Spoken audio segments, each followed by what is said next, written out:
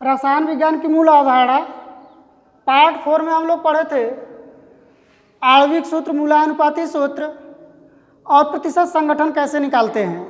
और पार्ट 5 में हम लोग देखेंगे स्टोइकियोमेट्रिक गुणांक क्या होता है और सीमांत अभिकर्मक क्या होते हैं।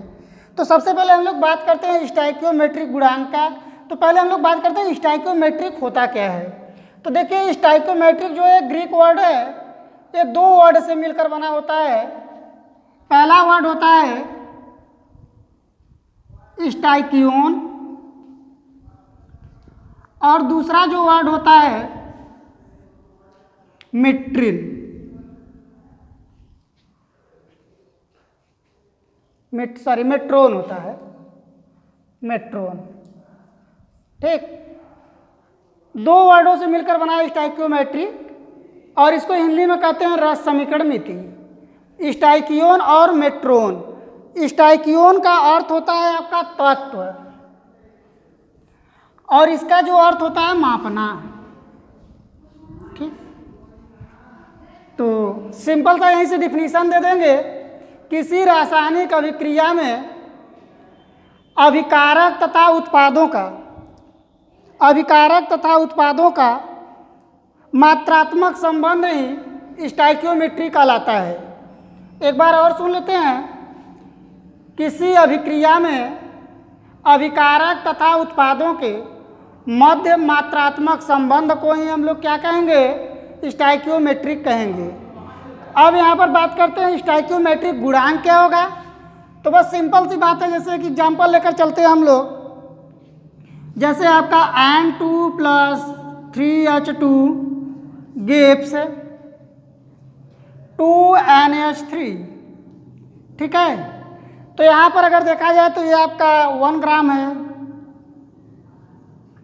और ये आपका 3 ग्राम है और ये आपका 2 ग्राम है।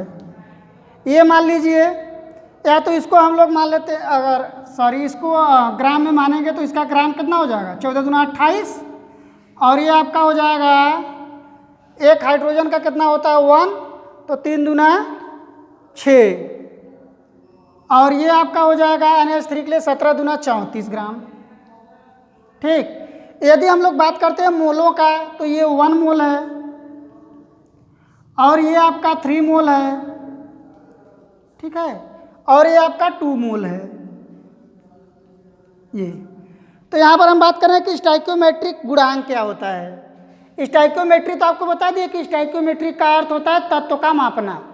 कोई अगर रासायनिक अभिक्रिया हो रही है तो उसमें अभिकारक और उत्पाद के जो मात्रात्मक संबंध होते हैं उसी को हम लोग कहते हैं स्टोइकियोमेट्रिक। और स्टोइकियोमेट्रिक गुणांक को मापने के लिए करते क्या है, स्टोइकियोमेट्रिक गुणांक होता क्या है, तो बस ये कह सकते हैं कि किसी संतुलित रासायनिक अभिक्रिया में ठीक उपस्थित मोलों की संख्या के अनुपात को या उसके आयतन को या उसके द्रव्यमान के अनुपात को ही स्टोइकियोमेट्रिक गुणांक कहेंगे।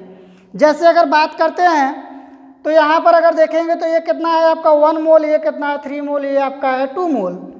तो यहाँ पर ये आपका 1 मोल है तो स्टोइकियोमेट्रिक गुणांक 1 हो जाएगा, और ये 3 है तो स्टोइकियोमेट्रिक गुणांक 3 हो जाएगा, और ये आपका 2 है तो स्टोइकियोमेट्रिक गुणांक 2 हो जाएगा। अगर ये आयतन होता तो जितना जितना आयतन होता उतना स्टोइकियोमेट्रिक गुणांक हो जाता। उसी तरीके से अगर ये द्रव्यमान है तो ये आपका 28 है, ये आपका 6 है और ये 34 है। ठीक, तो ऐसे तो अगर देखेंगे बुक में तो सबको अलग अलग बताया गया है, लेकिन हम लोग यहीं एक ही जगह देख लेंगे। बस ये आपको देखना है कि स्टोइकियोमेट्रिक गुणांक होगा क्या, तो किसी संतुलित रासायनिक समीकरण में उपस्थित मोलों की संख्या या उसके आयतन या उसके द्रव्यमान का जो अनुपात होता है उसी को हम लोग स्टोइकियोमेट्रिक गुणांक कहते हैं। अब यहाँ पर जैसे मैंने क्या बताया कि N2 3H2 ये रिवर्सिबल रिएक्शन देकर अमोनिया का निर्माण लासा तेलीय लिटरेचर स्लाइ से बोलते हैं। तो यहाँ पर देखिए 1 मोल आपका N2 है और 3 मोल आपका H2 है और 2 मोल आपका NH3 है। तो इसका स्टोइकियोमेट्रिक गुणांक का अगर बात किया जाए तो 1, 3 और 2 हो जाएगा। अब इसके बाद हम लोग बात करते हैं सीमांत अभिकर्मक क्या होता है, या सीमांत अभिकर्मक कहेंगे किसे।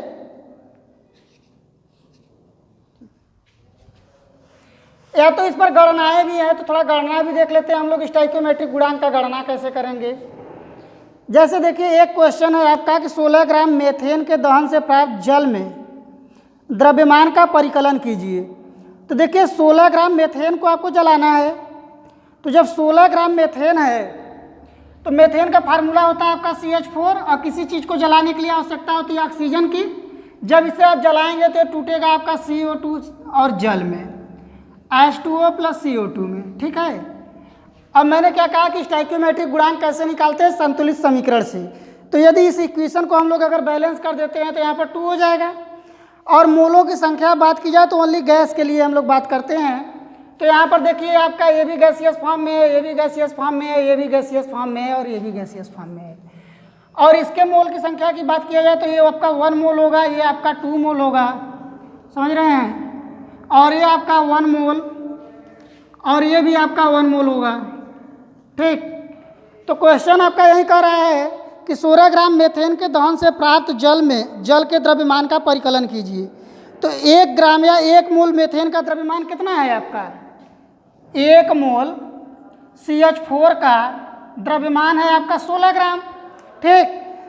और 1 मोल H2O के द्रव्यमान की बात किया जाए तो 1 मोल H2O का द्रव्यमान 18 ग्राम, ठीक है। तो अब यहाँ पर देखेंगे हम लोग अब कितने मोल, अगर 2 मोल हम लोग जला रहे हैं और 2 मोल जब 2 मोल अगर मान लीजिए इसको हम लोग जलाएंगे तो ये कितना हो जाएगा आपका 18 दूना 36, अर्थात हम ये कह सकते हैं 1 मोल से 18 ग्राम प्राप्त हो रहा है। तो यदि इसका हम लोग अगर 2 मोल जला देंगे तो अगर इसका हम लोग 2 मोल जलाएंगे, 2 मोल जलाने के बाद क्योंकि ये 2 मोल होगा बैलेंस करेंगे तो 1 मोल के लिए आपका कितना है 18 ग्राम और 2 मोल के लिए आपका कितना हो जाएगा 18 दूना 36, ठीक है। तो क्या होगा जब 1 मोल क्या करेंगे 16 ग्राम मेथेन का जब आप दहन करेंगे तो 18 ग्राम आपको H2O मिल जाएगा। इस तरीके से गणना कर लेते हैं। अब इसके बाद हम लोग बात करते हैं सीमांत अभिकर्मक क्या होता है। तो एकदम सीमांत अभिकर्मक है क्या, तो जैसे देखिए कोई भी अगर रासायनिक अभिक्रिया हो रही है तो जब रासायनिक अभिक्रिया में अभिक्रियक 2 हों या 2 से अधिक हों, तो जब अभिक्रियक 2 या 2 से अधिक होते हैं तो वहाँ पर होगा क्या, जैसे जब उत्पाद का निर्माण हो तो जो अभिक्रियक खत्म हो जाता है उसी को हम लोग सीमांत अभिकर्मक कहते हैं, ठीक है। जैसे अगर हम लोग बात करते हैं H2 + O2 गिव्स H2O, ठीक। अब यहाँ अगर हम लोग बात करते हैं जब हाइड्रोजन और ऑक्सीजन मिल करके जल का निर्माण करते हैं तो यहाँ पर होता क्या है कि जो आपका ऑक्सीजन होता है लेस मात्र रह जाता है। इसको अवगाद्रो संख्या में आप लोगों को बताया गया था। तो यहाँ पर क्या होगा कि जब मैंने क्या कहा कि जब 2 या 2 से अधिक अभिकर्मक मिलकर के उत्पाद का निर्माण करते हैं तो जो अभिकर्मक खत्म हो जाता है या जिस अभिकर्मक की मात्रा एकदम नगण्य होने लगती है उसी को हम लोग क्या कहते हैं सीमांत अभिकर्मक। और जहाँ पर ये मात्रा नगण्य होती है उसके बाद अभिक्रिया होना बंद हो जाती है। तो यहाँ पर जैसे देखेंगे H2 और O2 आपस में मिल करके निर्माण करते हैं H2O का। तो यहाँ पर होता क्या है कि ऑक्सीजन की मात्रा आपकी लगभग खत्म हो जाती है, तो इसी ऑक्सीजन को हम लोग क्या कहेंगे सीमांत अभिकर्मक का नाम दे देंगे। और दूसरा एग्जाम्पल लेते हैं सीमांत अभिकर्मक के लिए, ठीक। जैसे देखिए आपका NaCl + AgNO3 gives NaNO3 + AgCl। ये आपका रिएक्टेंट है और ये आपका प्रोडक्ट है, ठीक है। तो इसमें होगा क्या, मैंने सीमांत अभिकर्मक के लिए क्या बताया कि जब अभिक्रिया में वह अभिक्रियक जो उत्पाद बनने के बाद खत्म हो जाए उसे हम लोग सीमांत अभिकर्मक कहते हैं। एक बचा रहेगा और दूसरा क्या हो जाएगा खत्म हो जाएगा। जो खत्म होगा उसी को हम लोग क्या कहेंगे सीमांत अभिकर्मक। और जहाँ वो खत्म हुआ वहीं पर अभिक्रिया होना बंद हो जाएगी। जैसे यहाँ पर हम लोग देख रहे हैं 1 मोल NaCl लिए हुए हैं और उसके बाद 1 मोल AgNO3 लिए हुए हैं, तो हम लोगों को मिल रहा है 1 मोल सोडियम नाइट्रेट और 1 मोल AgCl, ठीक। तो यहाँ पर होगा क्या, यदि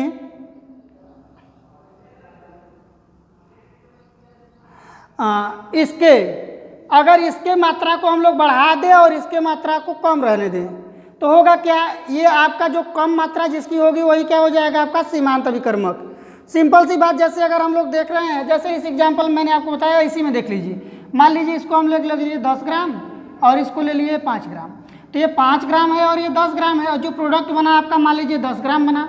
तो 10 ग्राम बनने का मतलब ये तो 5 ग्राम खत्म हो गया और 5 ग्राम ये मिल गया। अभी बचा कितना इसके पास? 5 ग्राम। जब ये 5 ग्राम इसके पास बच गया और ये पूरा खत्म हो गया, तो जो पूरा खत्म हो जाएगा उसी को हम लोग क्या कहेंगे? सीमांत अभिकर्मक कहेंगे।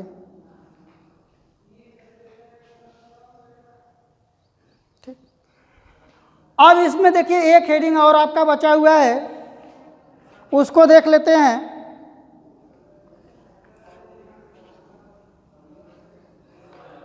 विलयन का स्टोइकियोमेट्रिक गुणांक या कैसे निकालते हैं, या विलयनों को व्यक्त करने की विधियां। तो देखिए विलयन को व्यक्त करने के लिए कई विधियां हैं, लेकिन हम लोग यहाँ बात करेंगे पहला जो है आपका विलयन को व्यक्त करने की विधि। विलयन को व्यक्त करने की विधि। तो विलयन को व्यक्त करने की तो बहुत सी विधियां हैं, लेकिन आपको पढ़ना है सिर्फ 4 विधि। पहला है द्रव्यमान प्रतिशत, और दूसरा है मोल प्रभाज, मोल प्रभाज या इसी को मोल अंश बोलते हैं, और तीसरा जो है आपका मोललता, और चौथा है जो आपका मोलरता, मोलरता। ठीक है, तो सबसे पहले हम लोग बात करते हैं द्रव्यमान परसेंटेज को, या द्रव्यमान परसेंटेज निकालते कैसे हैं। तो यहाँ पर सबसे पहले अगर हम लोग बात कर लेते हैं विलयन का। विलयन होता क्या है? जब 2 या 2 से अधिक पदार्थ आपस में मिल जाएं तो उसे हम लोग क्या कहते हैं? विलयन। अब विलयन 2 पार्ट होते हैं विलयन के। विलयन हम लोग कह सकते हैं विलयन इक्वल टू विलेय प्लस विलायक, विलेय प्लस विलायक। ठीक, तो यहाँ पर होगा क्या? विलेय मतलब जिसकी मात्रा कम हो और विलायक मतलब जिसकी मात्रा क्या हो? ज़्यादा। जैसे अगर हम लोग बात करते हैं शरबत का, तो क्या करते हैं? पानी में चीनी को घोल देते हैं तो आपका पानी दिखाई देता है और चीनी दिखाई नहीं देता है। तो जो चीनी होगा वो क्या होगा? आपका विलेय होगा, और जो जल होगा वो क्या होगा? आपका विलायक। ठीक, तो यहाँ पर देखिए प्रतिशत संगठन हम लोग निकालते क्या है, या द्रव्यमान प्रतिशत बराबर होता क्या है आपका? द्रव्यमान प्रतिशत बराबर होता है विलयन में विलेय पदार्थ का द्रव्यमान, विलयन में विलेय पदार्थ का द्रव्यमान, पदार्थ का द्रव्यमान अपान विलयन का द्रव्यमान। विलयन के द्रव्यमान की अगर बात करते हैं तो विलेय प्लस विलायक दोनों, विलयन का द्रव्यमान इंटू 100। ठीक, तो यहाँ हम परिभाषा भी दे सकते हैं। क्या कहेंगे कि 100 ग्राम विलयन में घुले हुए विलेय पदार्थ की मात्रा को हम लोग द्रव्यमान प्रतिशतता कहते हैं। देखिए द्रव्यमान प्रतिशतता का कोई मात्रक नहीं होता है।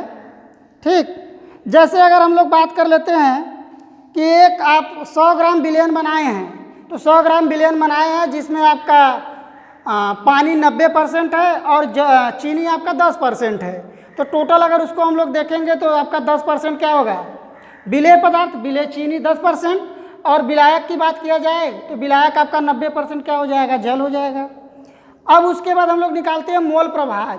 तो देखिए मोल प्रभाज बराबर फार्मूला होता है आपका, चलिए पहले हम लोग इसको देख लेते हैं मोलरता और मोललता को। ये देखिए दोनों एक दूसरे से रिलेटेड होते हैं, बस थोड़ा सा अंतर होता है इसमें। जो मोललता होता है इसको हम लोग कह सकते हैं कि किसी विलयन में विलायक के 1 किलोग्राम में घुले हुए विलेय पदार्थों की मात्रा, किसी विलयन में विलायक के 1 किलोग्राम में, या कह सकते हैं 1000 ग्राम में घुले हुए विलेय पदार्थों की मात्रा को हम लोग मोललता कहते हैं।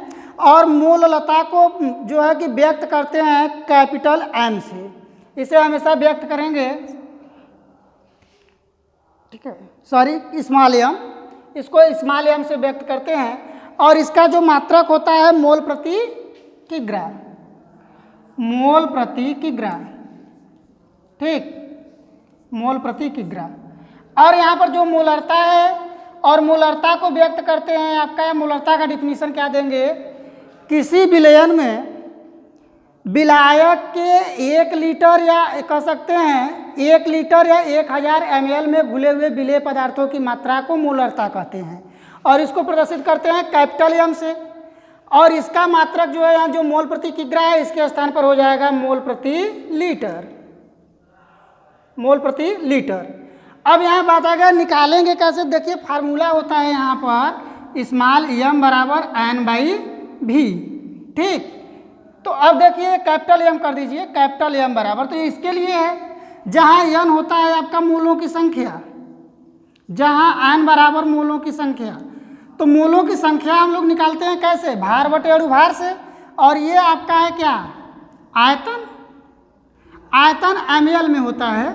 तो देखिए अब हम लोग करेंगे क्या, इस फार्मूले को अगर हम लोग लिख सकते हैं इस तरीके से n × v के बटे 1000। 1000 अगर आप पहले से लिख देंगे फार्मूला में तो आपको चेंज नहीं करना होगा इसे, ठीक। और देखिए n बराबर होता है आपका भार बटे अणुभार, तो ये हो जाएगा W/m के बटे v × 1000, ठीक है।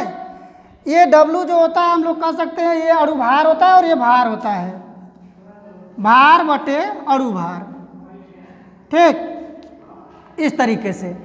अब मोललता में क्या होगा, बस थोड़ा सा चेंज हो जाएगा। यहाँ पर जो आपका क्या है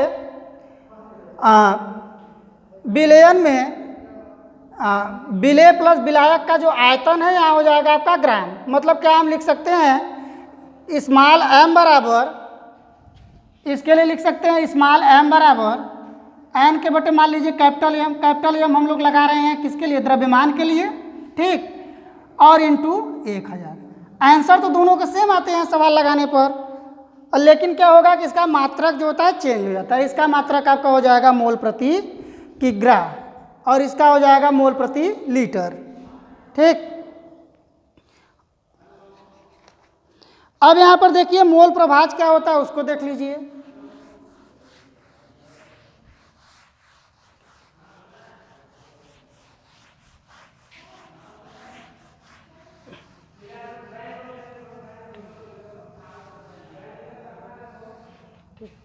तो देखिए मोल प्रभाज आपका होता है विलयन में उपस्थित विलेय पदार्थ के मोलों की संख्या और विलायक के मोलों की संख्या के मात्रात्मक संबंध को ही हम लोग मोल प्रभाज कहते हैं।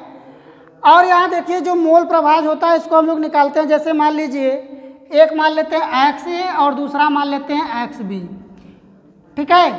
तो यहाँ पर क्या हो जाएगा आपका, पहले के लिए विलयन में उपस्थित, विलयन में उपस्थित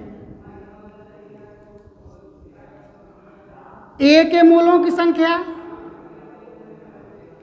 मोलों की संख्या बटे XA और XB, मतलब हम कह सकते हैं A तथा B दो अवयव होंगे, A प्लस B के मोलों की संख्या, मोलों की संख्या, ठीक। अब XB के लिए अगर हम लोग करेंगे तो हो जाएगा आपका विलयन में उपस्थित B के मोलों की संख्या अपान A प्लस B के मोलों की संख्या।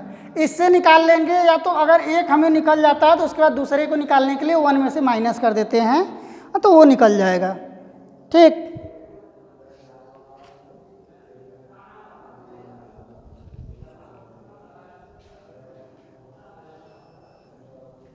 ठीक है।